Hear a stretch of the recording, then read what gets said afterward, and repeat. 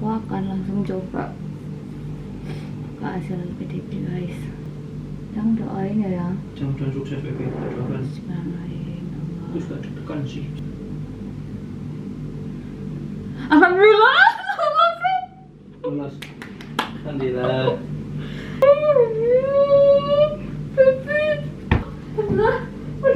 Kiblat nih, kalau kiblat itu rono. Oke, good. Aku overthinking banget semua.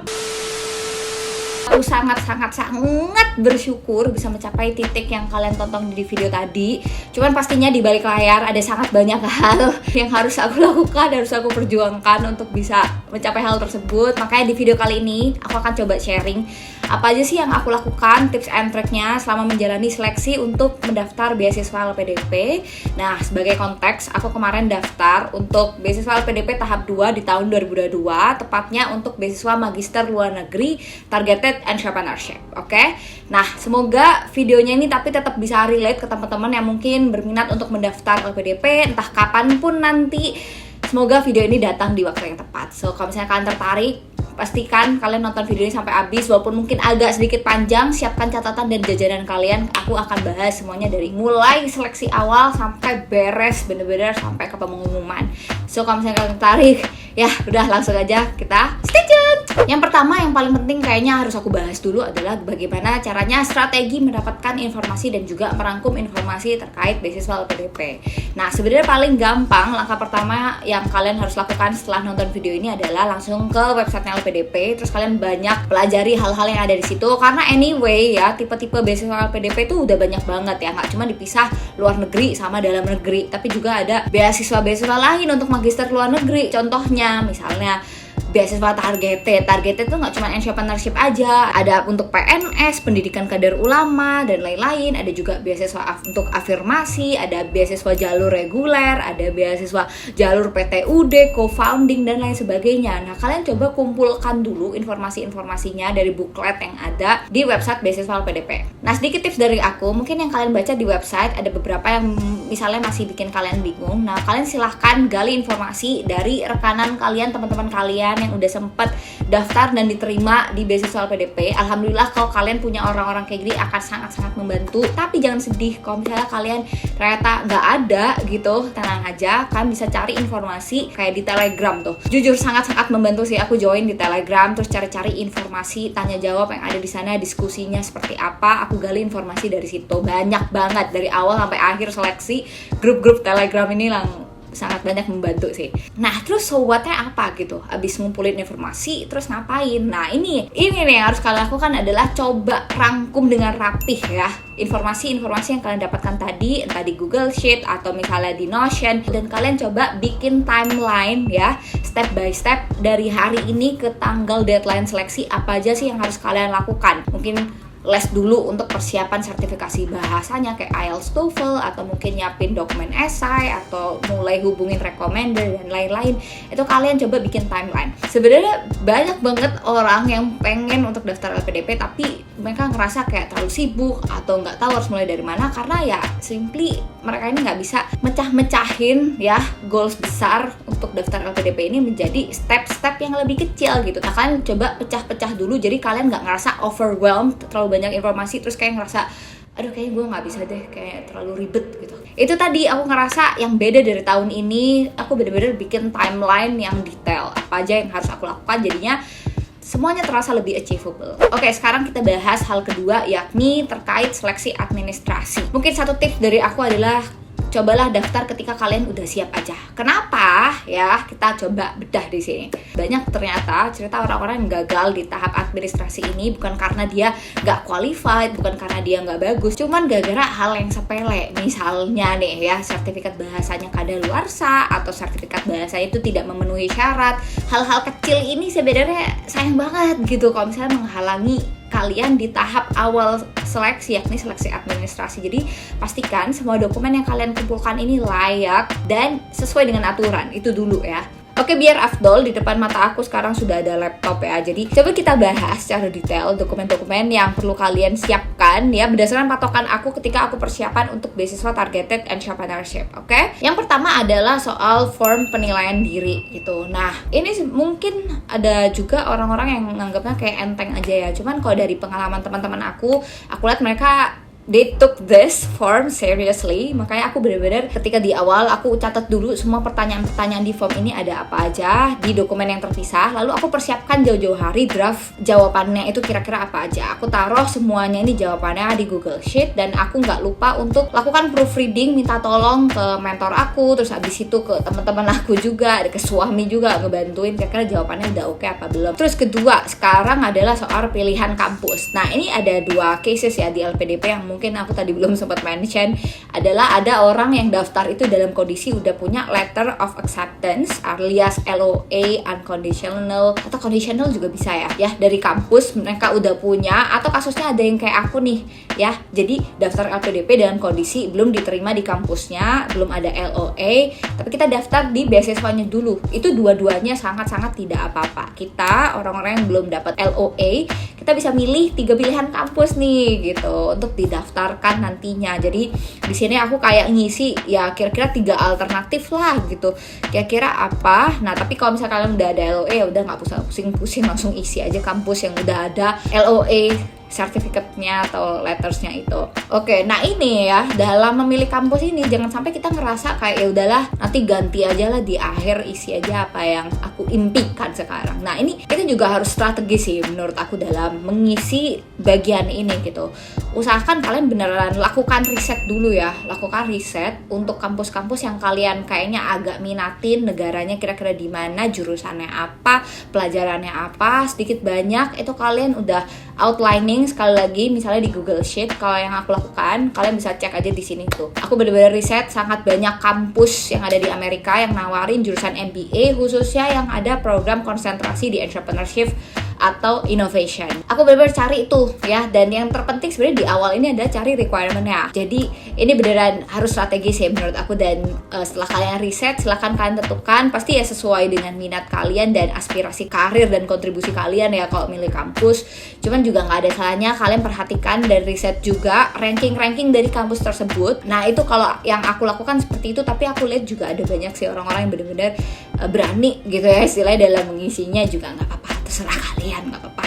Oke, nah mungkin momok yang ketiga ya, dokumen ketiga yang harus kalian persiapkan jauh-jauh hari adalah esai komitmen kembali ke Indonesia, rencana pasca studi, dan rencana kontribusi untuk Indonesia. Esai ini tuh maksimal 2000 kata ya, mencakup 3 topik utama ini, dan aku sendiri sebenarnya cukup suka ya dengan menulis esai ini karena kayak bener-bener ngerasa refleksi diri banget gitu. Aku bener-bener menantang diri aku sendiri, apa sih yang sebenarnya pengen aku lakukan di masa depan secara detail dan secara runut gitu ya, secara short term, medium term, long term, apa sih yang aku pengen kontribusikan. Nah, jadi intinya gini guys, kalau frameworknya, tips dari aku dalam menulis esai, kalau kalian nggak biasa nulis esai, bayangin aja structure tulisannya tuh kayak gini: past, present, future. Jadi di past kalian ceritakan apa yang sudah kalian lakukan, sekolah di mana, IPK berapa, terus udah menjalanin aktivitas apa aja, karirnya bla bla bla.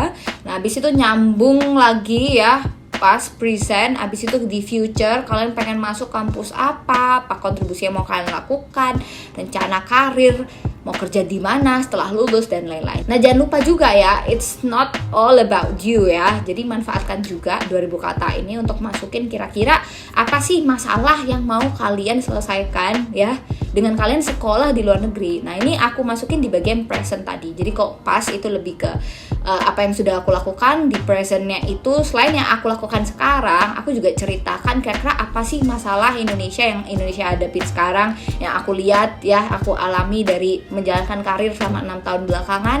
Lalu aku pengen selesaikan nanti in the future, biar Indonesia itu menjadi seperti apa in the future. Esai kalian ini akan benar-benar kebawa kemana-mana dan akan dibahas sampai mendalam di bagian interview. Jadi jangan sampai ini istilahnya fondasinya itu kalian bisa tergoyahkan. Kalian harus banyak riset dulu gitu di awal, biar nanti juga persiapan interview juga lebih enteng gitu, hopefully ya. Nah, selanjutnya dokumen selanjutnya itu yang aku siapkan sebagai ya aplikan untuk entrepreneurship targeted adalah ya harus ada ngumpulin rencana bisnis atau rencana pengembangan bisnis. Jadi kalau misalnya kalian belum punya bisnis, jangan khawatir, kalian bisa submit aja proposal untuk ide bisnis walaupun belum dijalankan. Tapi saran aku udah jalanin lah sambil jalan gitu. Sebelum interview harus kalian coba eksekusi ide bisnisnya. Atau kayak aku nih, misalnya udah ada nih bisnisnya, udah tinggal pengembangannya aja, mau apa, masalah diselesaiin, produknya apa dan lain-lain. Itu sebenarnya formatnya juga udah ada ya. 10 halaman itu harus muat apa aja.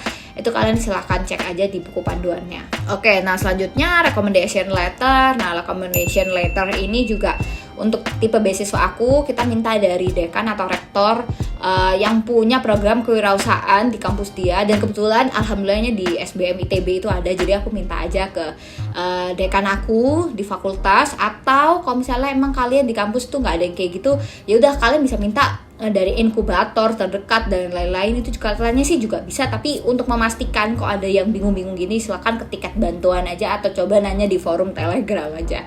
Biasanya sih udah ada jawabannya. Oke, nah dokumen selanjutnya kalau di sini tuh sertifikat bahasa Inggris, IELTS atau TOEFL. Aku sebenarnya udah kupas tuntas ya untuk bagian ini di YouTube aku, jadi kalian langsung cek aja di sini. Jadi ini form yang aku isi, yang aku submit untuk seleksi administrasi. Cukup panjang ya ternyata, ada beberapa lembar kalau misalnya di print tuh. Pokoknya yang teliti aja, semua masukin dengan bagus dan jangan lupa untuk dicek lagi sebelum kalian tekan tombol submit. Oke, nah selanjutnya ya tentang seleksi bakat skolastik. Nah ini aku sebenarnya gak bisa banyak kasih tips ya. Intinya adalah banyak-banyakin latihan gitu. Aku juga cukup struggling ya, karena sebagai anak IPS dan aku terakhir SMA itu udah tahun berapa, ya pastinya itu butuh waktu. Makanya latihan. Dan kalau misalnya kalian gak ada bahan untuk latihan, kalian bisa cek YouTube itu udah banyak banget. Dan juga di forum-forum tuh aku banyak nemuin paket-paket latihan soal dan juga tryout yang bisa kalian lakukan. Nah ini contohnya nih tuh. Ini contoh soal-soal yang aku sudah kerjakan ya. Kalau untuk pengalaman pas hari H sendiri nggak terlalu banyak kendala teknis, alhamdulillah. Cuman pastikan kalian punya koneksi internet yang stabil, tethering nggak apa-apa. Terus abis itu kalian jangan wirawiri ketika ngerjain soal. Jadi ya udah kalian duduk aja di situ, jangan ke toilet, jangan kemana. Siapin air putih udah di meja standby. Jadi intinya gini loh, nggak usah terlalu overthinking sama passing grade itulah. Karena ya at the end kalau misalnya emang secara tes ini, skolastik ini kalian terbukti gitu, kalian punya kemampuan potensi akademik lah ya, bisa belajar, terus berpotensi untuk bisa menyelesaikan kuliah sampai akhir, terus administrasi kalian juga bagus, menurut aku sih bisa aja ya. Oke, nah sekarang kita masuk ke tahap yang paling mendebarkan nih menurut aku, adalah seleksi substansi atau seleksi interview.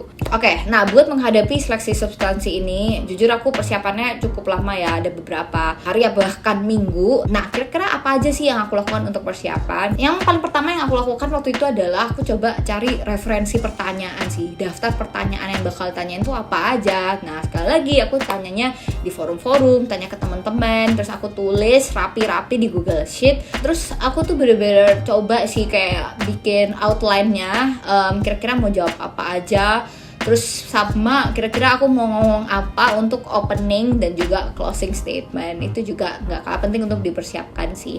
Misalnya nih, yang paling pertama itu kan pasti kita diminta untuk opening dulu ya. Biasanya sih diminta untuk memperkenalkan diri dulu. Nah ini pakai aja structure yang tadi di essay ya. Jadi past, present, and future. Kalian misalnya lulus dari mana, terus abis itu kalian sekarang itu lagi ngerjain apa, terus in the future kalian mau daftar kemana gitu. Jadi kalian silahkan bikin aja. Terus abis itu, nah ini aku spill sedikit ya. Kira-kira apa aja sih yang akhirnya pas hari H ya beneran keluar ditanyakan gitu dari list yang sudah aku bikin tadi. Pertama itu aku ditanya soal motivasi kenapa mau melanjutkan S2. Di sini aku akhirnya coba jawab dari sisi personal alasannya apa, dan juga dari sisi yang lebih Indonesia gitu ya, alasannya kira-kira apa gitu. Kalian balikin ke diri kalian sendiri. Intinya adalah pesan aku jangan terlalu kayak saya pengen berkontribusi untuk Indonesia bla bla bla. Menurut aku itu kayak nggak mungkin ya gitu doang gitu. Pasti ada alasan lain yang lebih personal yang mungkin pengen kalian capai dengan S2 ini sebagai stepping stone-nya. Nah itu nggak apa-apa dijelaskan juga biar lebih realistis juga gitu. Kalian juga ditanya kenapa misalnya mau ke negaranya US, kenapa nggak yang lain? Itu di challenge gitu. Juga jangan lupa persiapkan sebanyak mungkin ya terkait perkampusan ini, soal mau belajar tentang course apa aja, kira-kira nanti udah kebayang dosen pembimbingnya itu siapa. Kalau misalnya memang belum ada kenalan, belum email, ya kira-kira siapa namanya gitu. Itu kalau bisa udah dipersiapkan aja. Terus kemarin itu soal gambaran kehidupan perkuliahan. Jadi kemarin itu sempat ditanya juga apakah udah sempat pernah keluar negeri, terus nanti di sana gimana dan lain-lain. Dan ini akhirnya nyambung nih ke hal-hal yang lebih personal ya, personal questions kayak nanti suaminya gimana, bakal LDR atau dibawa, terus dan lain-lain lah ya. Pertanyaan lebih personal yang pastinya aku yakin ditanyakan karena memang goalsnya kan LPDP ini pengen mahasiswa yang dikasih beasiswa ini benar-benar bisa menyelesaikan pendidikannya sampai akhir dan jangan sampai ada hal-hal personal yang mengganggu gitu. Nah terus abis itu tentang apa rencana kontribusi untuk Indonesia. Nah kemarin tuh sebenarnya nggak ditanya eksplisit seperti itu, cuman ada pertanyaan-pertanyaan yang sebenarnya bisa disambung-sambungin ke sana. Ya kalian coba jawab aja sesuai yang kalian tulis di esai. Dan pertanyaan keempat soal bisnis. Nah ini mungkin kalau kalian nonton ini karena pengen tahu ya kira-kira apa aja yang berbeda yang akan ditanyain buat kalian yang daftar target entrepreneurship. Nah bedanya di awal itu benar-benar kita dibahas soal proposal kita ya. Jadi waktu itu aku ditanya soal angka yang aku catat atau masukin di proposal soal market share dan market size. Itu ditanya gimana sih cara menghitungnya. Nah itu semuanya sih sebenarnya dari 10 halaman proposal tuh semua harus bisa dipertanggungjawabkan ya. Dan kalau misalnya ternyata masih ada masukan ya terkait proposal atau bisnisnya kita, nggak apa-apa. Jadi terima aja kalau saran aku, karena di sini tuh kita bukan mau debat wawasan ya atau kayak mau tanding pitching gitu. Jadi ini itu sekali lagi interviewer itu pengen membantu kita ya biar ya S2 kita lebih bagus dan bisnis kita juga lebih bagus. Jadi kalau misalnya ada saran ya nggak usah ngotot gitu kalau kataku. Ini kok dari pengalaman aku aja sih. Jadi intinya sebenarnya gini aja sih, sebelum hari H banyakin berdoa, banyakin mock-up interview sama orang-orang yang kalau bisa emang udah pengalaman interview LPDP, dan kalau bisa memang beasiswanya itu tipenya juga sama ya dengan kalian. Dan udah deh, waktu itu aku kepanggilan dapet interview itu 11 Oktober dan pengumuman hasilnya akhir itu di 11 November. Jadi aku punya 1 bulan kurang lebih untuk overthinking ya. Untungnya alhamdulillah sangat bersyukur banget sumpah kalau misalnya hasilnya ternyata sesuai dengan harapan aku sih. Oke, nah sekarang mungkin aku akan bahas dikit what to do ya setelah dapat LPDP, what's next. Jadi setelah dapat beasiswa LPDP kemarin alhamdulillah aku punya waktu yang sebenarnya nggak terlalu panjang ya untuk mempersiapkan GMAT, dokumen-dokumen kampus, recommendation letters kampus, dan semua tetek bengeknya. Aku nggak punya waktu yang terlalu banyak, jadi aku makanya cukup jarang konten akhir-akhir ini. Mohon maaf banget sebelumnya karena aku sibuk ya ini guys, membaca anak ini ya, membaca si anak ini, terus abis itu juga keriuhan dokumen-dokumen lainnya. Jujur aku banyak belajar, ya walaupun agak riwa-riwa sedikit, pastinya ada stres, overthinking dan lain sebagainya. Pasti semuanya akan terlewatin, aku percaya. Ya begitu guys. Jadi aku sekarang mohon doanya aja karena sekarang perjuangan masih berlanjut. Aku harus mendapatkan letter of acceptance dari kampus yang aku impikan. Semoga semua dilancarkan. Terima kasih yang udah nonton videonya sampai habis. Semoga videonya bermanfaat buat teman-teman semuanya. Jangan lupa share video ini juga ke teman-teman atau keluarga yang berminat untuk daftar beasiswa LPDP. Semoga membantu penjelasannya. Kalau misalnya masih ada pertanyaan, sumpah jangan sungkan-sungkan buat kalian taruh di kolom komen di bawah. Dan kalau nggak salah mulai tahun 2023 nanti kan bakal ada lagi ya bukaan beasiswa LPDP. Aku akan usahakan, aku akan make time. Kira-kira mungkin beberapa slot aku bisa bantu buat teman-teman subscribers aku di sini yang mau daftar beasiswa LPDP untuk aku bantu mock up interview ya. Jadi latihan interview 101 sama aku. Tolong diingetin ya janji aku ini. Aku tunggu kalian untuk daftar beasiswa LPDP. Semoga video ini membantu sekali lagi dan sampai ketemu di video selanjutnya guys. Bye!